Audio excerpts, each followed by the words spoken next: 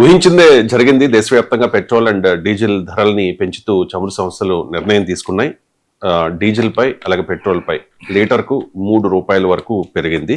Sir, అంతర్జాతీయ మార్కెట్లో crude oil ధరలు పెరుగుతూ ఉన్నాయి కాబట్టి, పశ్చిమాసియాలో సంక్షోభం నెలకొంది కాబట్టి ధరలు పెంచాము అని చెప్పి ఈ పెరుగుదలను భారతీయ జనతా పార్టీ నాయకులు సమర్థించుకుంటూ ఉన్నారు. సార్, ఈ వాదన కరెక్టేనా? అండ్ పెట్రోల్ డీజిల్ ధరల పెరుగుదలపై మీ కామెంట్స్. అంటే ఆల్రెడీ అది నేను నిన్ననే చెప్పాను. మళ్ళీ కొత్తగా సేమ్ క్వశ్చన్ మళ్ళీ ఆన్సర్ చెప్పడం వల్ల ఉపయోగం ఉండదు.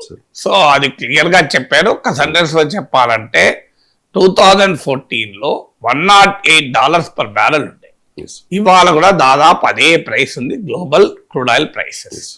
ఆ రోజు 72 రూపీస్ ఉండే మీకు లీటర్ పెట్రోల్. ఈ రోజు ఆల్రెడీ 110 నుండి ఇప్పుడు పెరిగిన తర్వాత 110 అంటే చూడండి మీరు 7. మరి ఎందుకు సేమ్ ఉంటే గ్లోబల్ ఆయిల్ ప్రైస్ ఎందుకు పెరిగింది? ఈలోగా చాలా కాలం $60, $70, ఫిబ్రవరి 28 ముందు కూడా $70 ఉన్నాయి.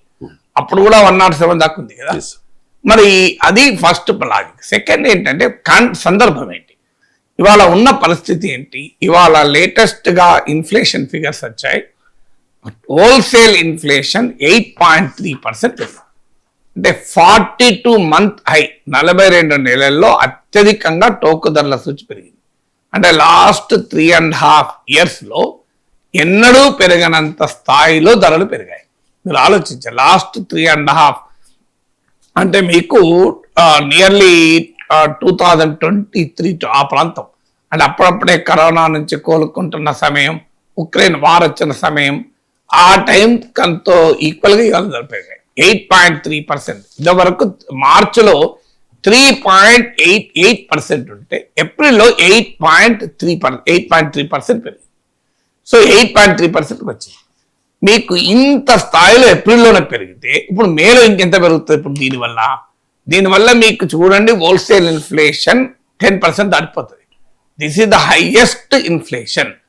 దీంట్లో అత్యధికంగా ఉన్న కంట్రిబ్యూటర్ పెట్రోల్, డీజిలే. అందువల్ల మీకు పెట్రోలియం డీజిల్ ధరలు పెరిగితే ఏ స్థాయిలో ప్రజల జీవితాల పైన ప్రభావం పడుతుంది అనటానికి ఉదాహరణ. దీనికి తోడు మీకు ఆల్రెడీ రూపాయి విలువ ఘోరంగా పడిపోయింది. ఇవాళ 96కి వచ్చింది. రూపాయి విలువ కూడా పడిపోవడం వల్ల మీకు ఆల్ గూడ్స్ కాస్ట్లీ అవుతాయి.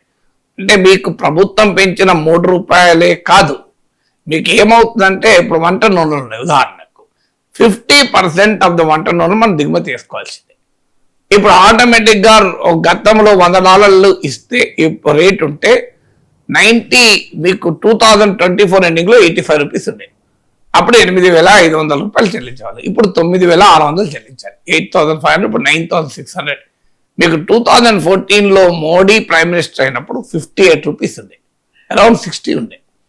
మీకు ఎగ్జాంపుల్ చెప్తాను. ఆ రోజు కనుక ఒక డాలర్, మీకు ఒక $100 ఆయిల్ కొన్నాం అనుకోండి, ఎంత? అప్పుడు 58 into 100, 5,800 చెల్లించేవారు. ఇవాళ 9,600 చెల్లిస్తున్నాం.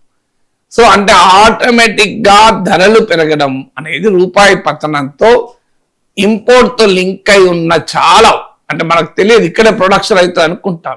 కానీ ఇప్పుడు మందులు ఉన్నాయి, పారాసిటమాల్ ఉంది, చిన్న డ్రగ్.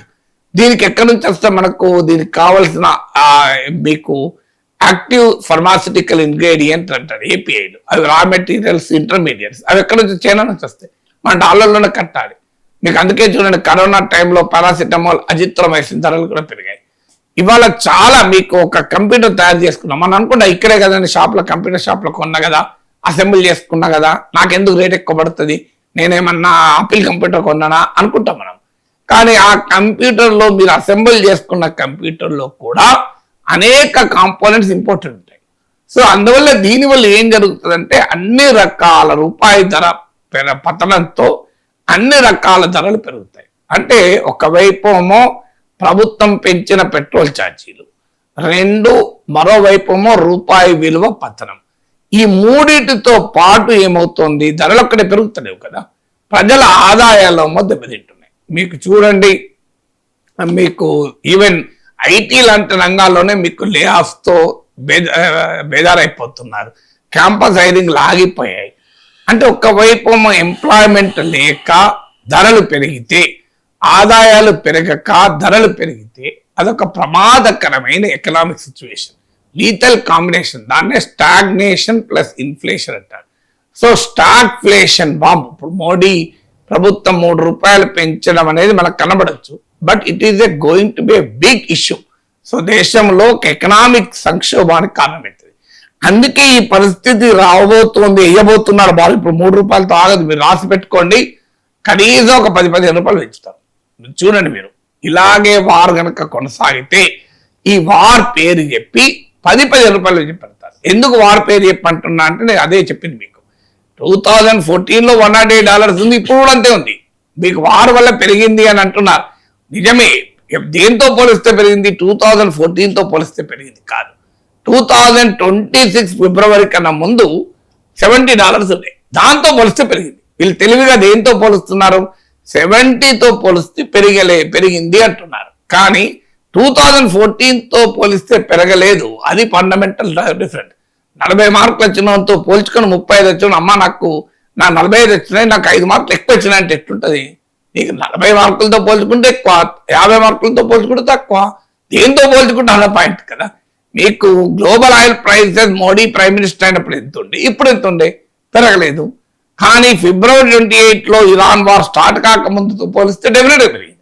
సో అది ఇప్పుడు చెప్తున్న కహాని అన్నట్టు. అందువల్ల మీరు చూడండి, 10-15 రూపాయలు కూడా పెంచిన ఆశ్చర్యం లేదు. అందుకు ప్రిపరేషన్ గానే ప్రైమ్ మినిస్టర్ కాన్వాయిలు తగ్గించుకుంటున్నాడు. మీకు ముఖ్యమంత్రులు కాన్వాయిలు తగ్గిస్తున్నాడు, వర్క్ ఫ్రమ్ హోమ్ అంటున్నాడు. వాళ్ళే అమాయకులు కారు. ప్రభుత్వ ఉద్యోగులకు ఎన్ని రోజులు వర్క్ ఫ్రమ్ హోమ్ ఇస్తే చూస్తాం కదా మనం. మీరు చూడండి ఎన్ని రోజులు ఉంటుంది వర్క్ ఫ్రమ్ హోమ్. ఇవన్నీ సైకిల్ మీద మేము వెళ్ళాలి, బండి మీద. మహారాష్ట్ర చీఫ్ మినిస్టర్ బండి మీద వెళ్ళాడు, ఆయన వెనకాల 100 మంది పోలీసు వాళ్ళు బండి మీద వెళ్ళి ఉంటారు. ఆయన ఒక్కడు కారులో పోతే ఒక్క డ్రైవర్ ఆయన పోవచ్చు. ఇప్పుడు ఆయన భద్రత కొరకు 100 మంది పోలీసులు వెనకాల మఫ్టీలో బండ్ల మీద పోయి ఉంటారు. ఇదంతా ఈ షో తప్ప నిజంగా చీఫ్ మినిస్టర్ బండి మీద ఒక్కడు పోతారా? సెక్యూరిటీ ఉంటుందా? ఖచ్చితంగా మఫ్టీలో ఇంటెలిజెన్స్ వాళ్ళు, పోలీసు వాళ్ళు ఒక 100 మంది బండ్ల మీద వెనకాల పోయి ఉంటారు. ఈ 101 బండ్లు మీద పెట్రోల్ వాళ్ళు కన్నా ప్రశాంతంగా ఒక ఆయన కాలం వెళ్ళిపోతే ఏమున్నది, ఒక్కడే వెళ్ళిపోతే వెళ్ళచ్చు కదా. వెళ్ళకుండా ఇదొక షో ఎందుకు? సో అందువల్ల ఇట్లాంటి షో చేయడం ఎందుకు అంటే, చూడండి, ప్రైమ్ మినిస్టర్ తన కాన్వాయ్ తగ్గించుకున్నాడు, కేంద్ర మంత్రి తగ్గించుకున్నాడు, ముఖ్యమంత్రులు తగ్గించుకుంటున్నారు, ముఖ్యమంత్రులు బండి మీద పోతున్నారు. వాళ్ళు పాపం చేయగలిగినంత చేస్తున్నారు, ఇంకేం చేస్తారు? ఇక తప్పదని మన మీద వేస్తారు. లేకపోతే మోడీకి ఏమైనా మన మీద వేసిన ఇష్టం ఉంటుందా? ఏం చేస్తారు పాపం? వార్ అయింది, దాంతో పరిస్థితులు బాగలేవు. ఎన్ని ఏళ్ళని చేసిండు కొడుకు పాపం, మన పెద్ద కొడుకు కనుక అని ప్రజలు అనుకోవాలి. మా మోడీ అన్న ఎన్ని ఏళ్ళని చేశాడు, ఇక తప్పలేదు, అప్పుడు మనం ఇది చేసిండు అని ప్రజల్ని ఒప్పించడం. సో ఇది డిజిటల్, ఇది పీపుల్స్ మైండ్ ను మ్యానిపులేట్ చేయడం తప్ప రియాలిటీ ఉందా? సో నేను మీకు ఇదివరకు లెక్కలు చెప్పాను. 77.6% ఆఫ్ ఆయిల్ మనం ఇంపోర్ట్ చేసుకున్నాం 2014లో. ఇప్పుడు 88.6% పెరిగింది. ఎందుకు ఇంత ఇంపోర్ట్ డిపెండెన్సీ మీ కాలంలో పెరిగింది? దీన్ని ఎందుకు కంట్రోల్ చేయలేకపోయారు? ఆత్మనిర్భరత ఏమైంది? మీరే చెప్పారు కదా ఆత్మనిర్భరత నినాదమని. మరి ఆయిల్ సెక్టార్లో ఆత్మనిర్భరత ఎక్కడ పోయింది? ఆయిల్ సెక్టార్లో మేక్ ఇన్ ఇండియా ఎక్కడ పోయింది? అది పోనీ స్టోర్ చేసుకునే అవకాశం ఉన్న దాంట్లో 64% స్టోర్ చేసుకున్నారు కదా. 10 రోజులకే స్టోర్ చేసుకున్నారు కదా. 90 డేస్కి ఇంటర్నేషనల్ బెంచ్ మార్క్ ఉండదు. ఎందుకు స్టోరేజ్ చేసుకోలేదు కెపాసిటీ ఉండి? వీడికి ఆన్సర్లు చెప్పకుండా తెలివిగా భారీగా పెట్రోల్ ధరలు పెంచే ముందు ఈ కాన్వాయిలు తగ్గించుకోవడం, ఈ అడావుడి చేయడం. స్పెషల్ ఫ్లైట్ లో మారడట, కాన్వాయిలో తగ్గించుకుంటారట. స్పెషల్ ఫ్లైట్ లో మారడట, బండి మీద పోతాం మేము, మెట్రోలో పోతాం అంటే ఏ న్యాయం అది? మొదలు స్పెషల్ ఫ్లైట్ తగ్గించుకోండి.